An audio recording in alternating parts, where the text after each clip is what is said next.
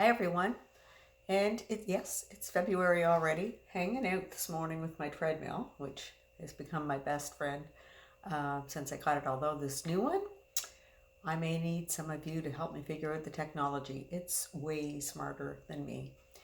Anyway, sometimes we feel like we're on a treadmill, don't we? But I think you guys are doing awesome. You're moving forward. I really enjoyed the conversation that you had about your projects, and I'll be starting to mark your projects this week. And I realized some of you got delayed. It's a little harder when you're working. This is the thing about planning, is it's harder when you're working with someone in the community. So I look forward to getting them all in there, but it looks like you've all chosen great topics, great salespeople, and it may have put you a little bit out of your comfort zone, but at the end of the day, usually that is the best learning.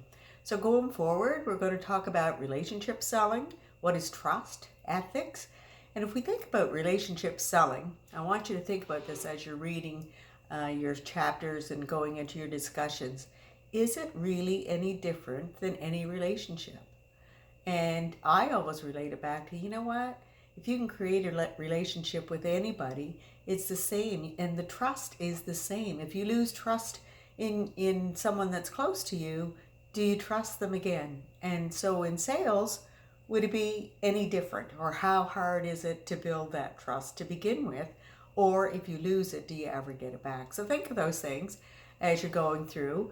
The next thing that you'll have coming up going into going further later in this month will be your role plays. Now I notice in there that I've got March 1st for a draft and March 1st to have it due. So that's obviously not right. So I'm going to have to adjust the draft, and I'll send you a note on that. The drafts will be due a week or so before you actually have your first role play due. So we'll talk more about the role plays. But one thing I want to do stress is when you read about what the role plays is, use your handbook, use your rubric, and when you get to those pieces, which I know I'm talking out a little bit further than next week, but when you do get there, you can use someone in your class as a partner. You can use any relationship as a partner. You can use me as a partner.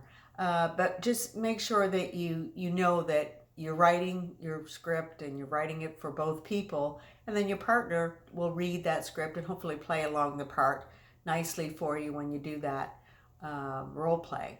So that's looking ahead a little bit, but it's another thing that you kind of have to plan for. Some people say, well, I didn't have anybody to do with it. My partner didn't get back to me. So I'm leaving it up to you this time, regardless of what it says in the course.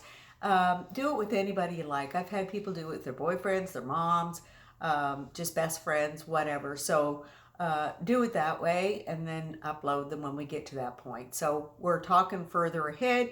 I'm looking forward to your discussions on your ethics and trust, and reading what relationship building is all about. Some of you are already in there. Have a great week, and we'll talk to you again next week.